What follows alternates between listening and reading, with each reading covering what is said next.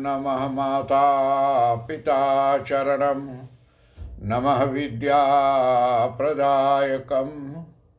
दीक्षामन्तरं गुरुर्वन्दे वन्दे गुरुपद पुनः पुनः।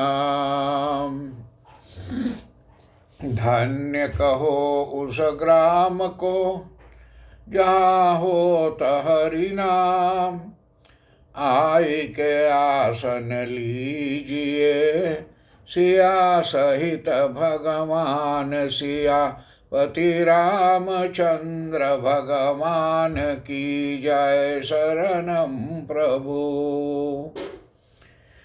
परम आदरणीय हमारे आज की कथा को श्रवण करने वाले भक्त प्राणियों, आज फिर भी बड़ी खुशी की बात है कि एक बार गौ माता मंदिर के जरिए गण गौर व्रत एवं कथा का विधान का कथा होने जा रही हैं। विनय है हर एक से कि इस कथा को श्रवण करने की महती कृपा करें। आज की कथा वहीं से आगे जाएगी जहाँ पिछली बार कथा रुका हुआ था। और यानी देख करके शंकर भगवान ने पार्वती से जो कहता था, तो क्या कहने जा रहा था पार्वती से कि हे पार्वती, तुमने सारे सुहाग रस्तों यानी निर्धन वर्ग के स्त्रियों को अजा को दे दिया। बोले सब तो जा करके तू दे दो औरतों के, जितना के सुहाग और धन रहीन, अब इन्हें यानी क्या होगा। तो पार्वती जी ने भगवान शिव जी से कहते हैं कि हे प्रभु, हे प्राणनाथ, उन स्त्रियों को ऊपरी पदार्थों से यानी बना रस यानी दिया गया है। बोले ऊपरी पदार्थों से जो बना हुआ है वो रस मैंने दिया है, इसलिए उनका रस यानी धोती से रहेगा। और परंतु इसमें जा करके परंतु मैं इन यानी धनी वर्ग को स्त्रियों की जा करके अंगुली चीर करके और रक्त का सुहाग रस दूंगी। कि कहे कि औरतन के हम अंगुली चीर के और खून जो हैं, खून से इन लोगन के सुहाग के रस हम देवे दूंगी और सौभाग्य हो जाएंगी, सभी सौभाग्य हो जाई हैं। और जब इन यानी स्त्रियों ने पूजन समाप्त कर लिया, तब पार्वती जी ने अपनी अंगुली चीर कर उस रक्त को उसके ऊपर छिड़क दिया। तो जब वो लोग अपने व्रत को पूजा करके दोन भाई नवरतन सुहागी नवरतन, तो पार्वती ने अपनी अंगुली चीर करके और खून उन लोग के ऊपर छिड़क दीन जा कर को छिड़क दिया।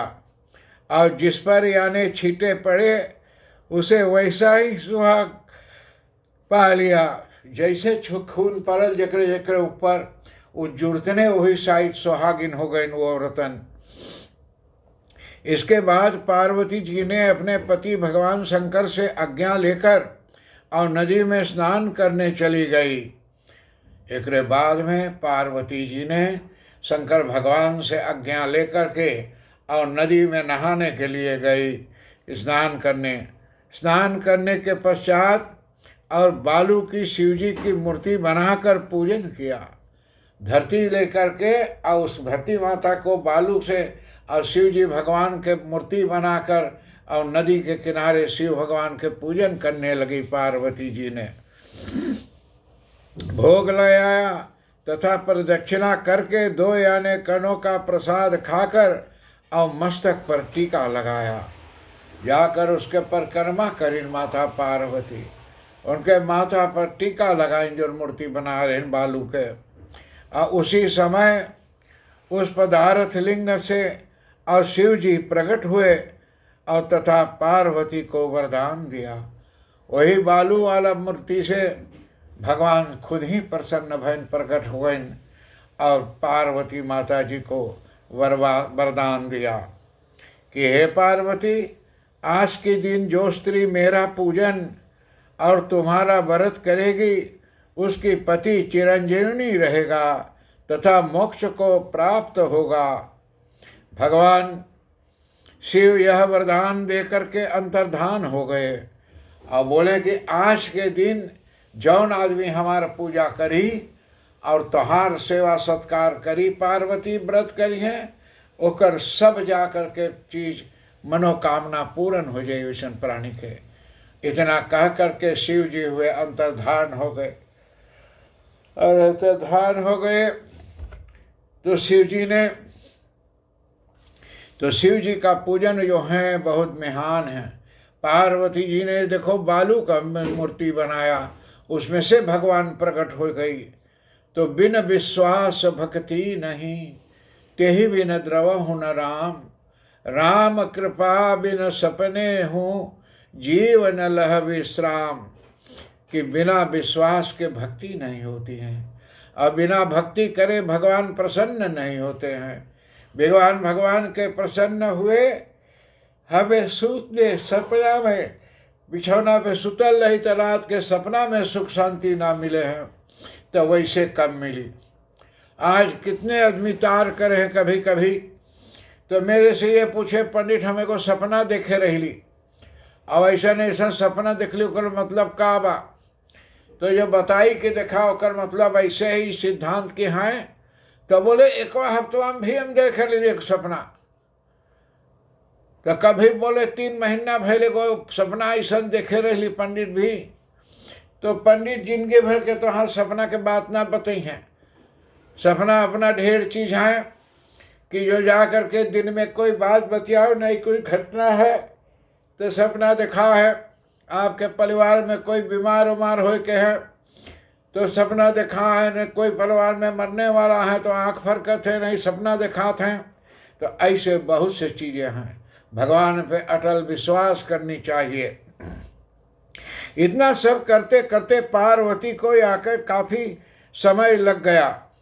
पार्वती के बहुत देर लग गई पूजा व्रत करते।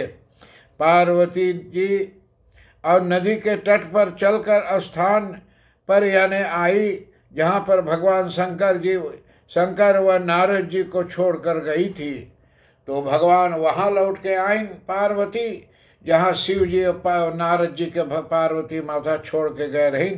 तो नदी से नहाए धो के वहाँ तक भगवान आईं, पार्वती आईं। शिव जी ने विलंब से आने का कारण पूछा।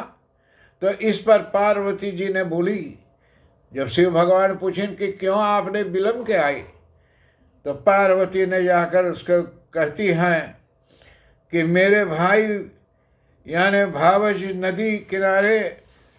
भावतवनी किनारे मिल गए थे। बोले हमारे भाई बेटा गरहिन, उन्होंने मुझसे यानी दूध भात खाने के तथा ठहरने का आग्रह किया, और इसी कारण से आने में देर हो गई पति। स्वामी जी ऐसा जानकर अंतर्धान भगवान भी दूध भात खाने का और लालच में यानी नदी तट पर और यानी चल दिए। भगवान शिव जी ने सुनीन के ऊपर भाई आज लहा हुआ नदी पे किनारे दूध भात खियावे। तो शिव जी भगवान भी वहीं गए। पार्वती जी ने मौन भाव से भगवान शिव जी की ही ध्यान करके अब प्रार्थना की। प्रार्थना करते हैं पार्वती ध्यान धर के कि हे भगवान, आप अपने इस अनन्य दासी को और लाज रखिए। लाज कर प्रार्थना करते भगवान हमें जा कर के और लाज रखो। प्रार्थना करती हुई पार्वती जी ने और उसके पीछे पीछे चलने लगी। पार्वती शिव जी के साथ साथ भी जाते हैं और उन्होंने दूर नदी के तट पर यानी माया का महल दिखाई दिया। देखा था दूर पे एक माया का महल है। माया माने कि जो जा करके महल है कि कुछ माया वाला लोभ वाला। उन्हें दूर नदी पर यानी माया जब दिखाई तब वह यानी महल के अंदर शिव जी के साले तथा सलहज और शिव जी के पार्वती का स्वागत किया। तो हुआ गईन तो जाकर माया वाला महल जो बन गए तो वो जा करके और वहाँ शिव जी भगवान के सार जो हैं पार्वती का भाई और उनके भौजाई बहुत स्वागत किए, शिव जी को बहुत सेवा सत्कार किया और जा करके भगवान को स्वागत में और बहुत से कार्य को किए। वे भगवान जहाँ वहाँ 2 दिन रहें। तीसरे दिन पार्वती ने शिव जी से चलने के लिए और कहा कि और आगे को हम लोग चलें प्रभु। भगवान शिव जी ने चलने को तैयार हो गए। तब पार्वती जी ने और रुठ कर यानी अकेली ही चल दी। जब शिव जी भगवान ने उसे कहा पार्वती चलने को, तो शिव चलने को तैयार शिव जी नहीं हुआ। तब पार्वती तनी नाराज हो गए, रूठ गए, गुस्सा आ गए। ऐसी परिस्थिति में भगवान शिव की पार्वती के साथ चलना पड़ा। ऐसा गुस्सा गए, रूठ गए पार्वती कि शिव जी के वहाँ से निकल के चलना ही पड़ा पार्वती के साथ।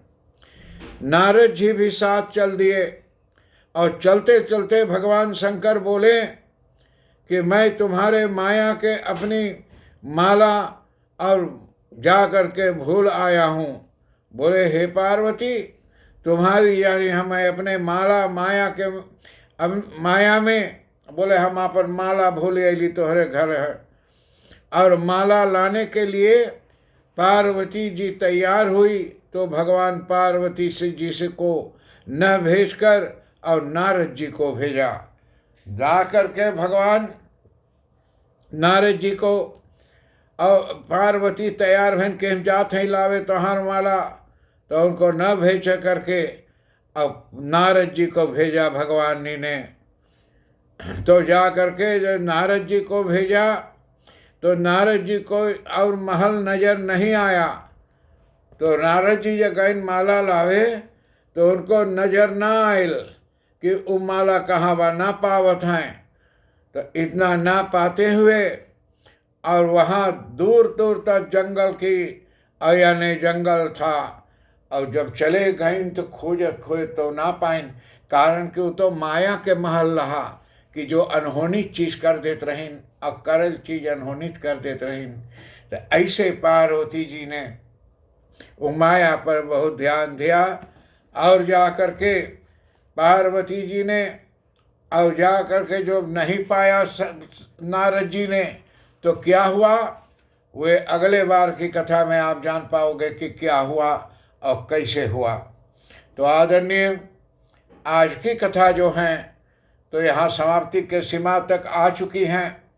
अगले बार फिर आप लोगों के अंदर में उपस्थित होकर कोशिश करूँगा आगे बतलाने के लिए कि क्या हैं।